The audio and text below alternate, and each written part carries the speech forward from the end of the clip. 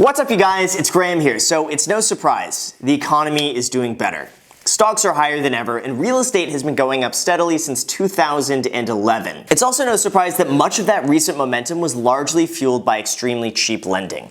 See, the thing is, when the economy goes and takes a we lower interest rates to incentivize people to borrow and spend, which then stimulates the economy. So think of almost low interest rates just like catnip for the economy. But obviously this can't last forever, because if interest rates stay too low for too long, inflation can get out of control. So you have to raise interest rates in a bettering economy like what's happening right now. But what does this mean for real estate prices? All of a sudden, borrowing gets more expensive, and when borrowing gets more expensive, so does the cost to own real estate. So what's gonna happen? Will real estate get less expensive as interest rates go up? Or is it better to lock in a low rate now before it gets even higher? What am I gonna do? But real quick, a little bit about me for anyone who's watching my channel for the first time. Make sure to like and subscribe. But I started selling real estate in May of 2018 as a real estate agent here in Los Angeles. This is pretty much a time where real estate just hit its peak and was on its slow subsequent decline over the next 4 years. I was able to witness real estate at a time when nobody wanted to buy, when inventory was through the roof, when a normal homeowner could not sell their house because they're competing with short sales and foreclosures that were selling for 50% of their value. And the only people buying at that time, for the most part, were cash investors. And then from there, I ended up investing in 3 properties myself while still working as a real estate agent, and then buying another property in 2016, another one in 2017, and yet I'm looking again in 2018. And throughout all of this, I've still worked full-time as a real estate agent, so I've been able to see real estate at near its peak, at its very bottom, and now we're pretty much on the top again. And now present day in 2018, people are more confident about real estate, and interest rates are still at historic lows. And as an investor, it's becoming extremely difficult to find deals that make sense, or competing with thousands of other people out there that want the exact same thing that I do. But the biggest variable I see out there isn't so much the lack of inventory, it's the interest rate. And it's steadily going up, therefore making real estate steadily more expensive to own. In 2016, I was fortunate enough to get a 30-year fixed rate loan at 3.375% interest. In 2017, I was able to get an investment loan, 30-year fixed, for 4.5%. In 2018, if I wanted that exact same loan, it's going to cost me more like 4.7%. That is a 35% increase over 2 years. So why should we care? See, the thing is, interest rates directly affect how expensive it is to own real estate. Let's take a $500,000 home for an example with 20% down.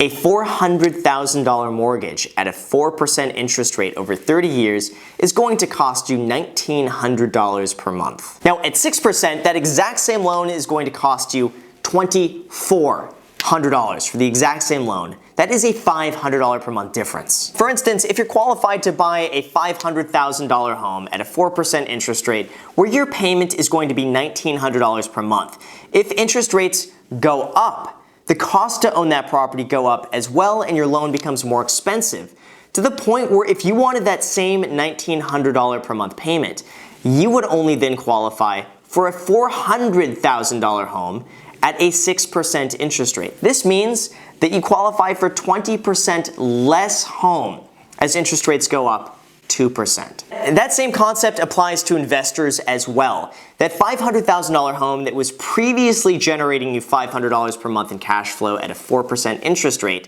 now gives you 0 cash flow at a 6% interest rate. So in that example, something needs to happen. Either rents need to go up or property values need to go down in order for that to cash flow. Basically, the higher the interest rate, the more money the property needs to make in order to compensate for the higher cost. But what does this mean for real estate prices?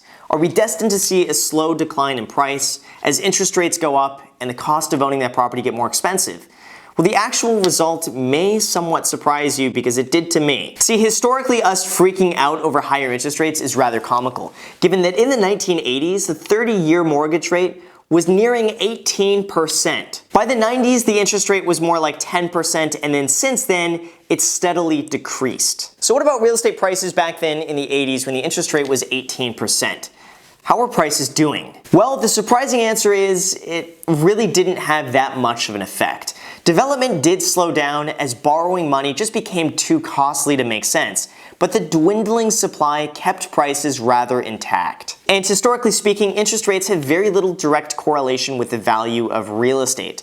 The reality is that there are so many other market factors to consider that have a much greater impact than the interest rate alone. Now, one interesting note here is that interest rates are usually increased in two scenarios. Number one is when the economy gets better, and number two, to combat inflation. See, the thing is, in an improving economy, people tend to do better as well. Unemployment is lower, people are making more money, wage growth is increasing. And with that, people are spending more money. Now, this bodes well for real estate because people then have more discretionary income to spend on their home. Now, in our second scenario, if interest rates are increased to combat inflation, this also bodes well for real estate, which is typically a hard asset that keeps pace with inflation as build costs get more expensive to recreate that same property. This means that oftentimes the increase in property value just from inflation can outweigh any potential decrease caused by rising rates, and the net benefit is actually positive for real estate. This is often one of the big advantages of real estate is its ability to weather the storm of inflation. And as they say, when it comes to real estate, it's location, location, location. And a bigger determination of price is still the age-old supply and demand. Local market health is a much stronger indication of real estate prices versus interest rates alone. If development isn't enough to keep up with the current demand, supply goes down and prices go up. As supply increases and demand eases, prices then go down. That's all some pretty common sense stuff. So with that said, historically speaking, interest rates have very little direct correlation with the price of real estate. Well, rising interest rates absolutely affect affordability, and we can't deny that. Local market conditions of supply and demand have a much greater impact than just about anything else. So with that said, what do I think about it, and what's my opinion on the current rising interest rates? Well, right now what I'm noticing is that rising rates give people an urgency to buy right now before interest rates rise higher in the future. And this is a type of urgency I have yet to see before in my entire career. And you know what? I'm in the exact same boat as this. I want to get another mortgage over the next 6 months so I can lock in an interest rate now, then wait another year for that same property just to get more expensive to own. Rising rates to me mean that previously cash flowing properties that made sense at a 4% interest rate are now actually losing money when interest rates are closer to 5% and that same property just costs more expensive to own. Even though in theory, property values should go down to compensate for the extra cost of owning that property, but in reality, the lack of supply is still keeping property values going up and still selling at a record rate. My pure unbiased prediction here, all things considered, is that I think we're still going to see upward pressure on real estate prices even as interest rates increase. Now with that said, local market conditions will obviously have a much greater effect than interest rates alone, and if you're in a city where they're starting to overdevelop, then that could have a negative impact on real estate prices, much more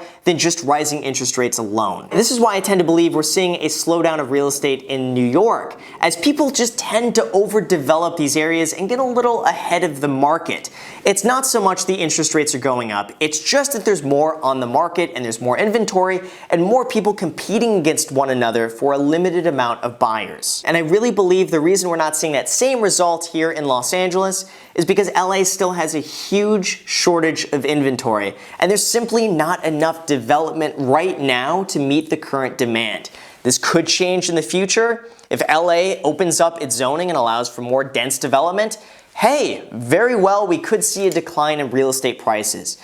But that's not directly correlated with the cost of the interest rate. Now, I don't think the Fed is so stupid as to increase interest rates an absurd amount as to shock the market, but I think it's going to be in very small, slow, incremental rate increases that are going to be pretty easy to swallow that we're barely going to notice month to month. And it's going to give everybody time just to adjust accordingly. But I do have to say that for myself, affordability is definitely a concern.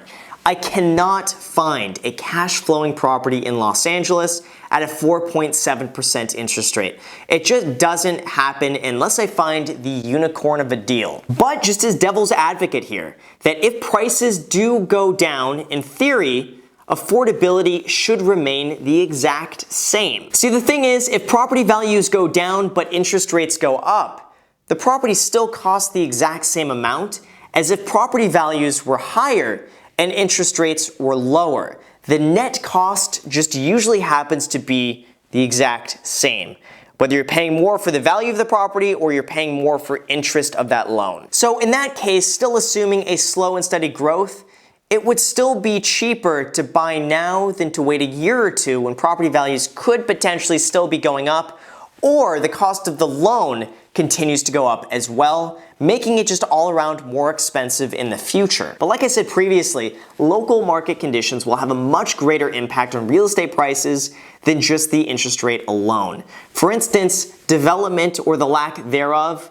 will likely have a much greater correlation with real estate prices than how much the loan will cost you to own. Of course, these are all just my opinions and my theories and not financial advice. And please, you guys, do your own research and don't just listen to some guy on YouTube for all of your financial advice. Not financial advice, whatever I have to say not to get sued. So, as always, you guys, thank you so much for watching. I really appreciate it. If you guys enjoy videos like this, make sure to gently tap the like button. Really helps out the channel a lot. And if you've watched it all the way through, you haven't already subscribed, just take the 2 seconds it takes to hit the subscribe button.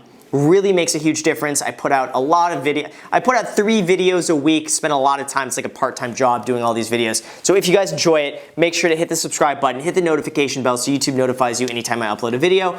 Also, feel free to add me on Snapchat and Instagram. I post there pretty much daily, so if you want to be a part of it there, feel free to add me on there. And then finally, I have a link in the description if anyone wants to join my private real estate Facebook group. The links are in the description. I'm too many plugs right now. Thanks for watching. Until next time.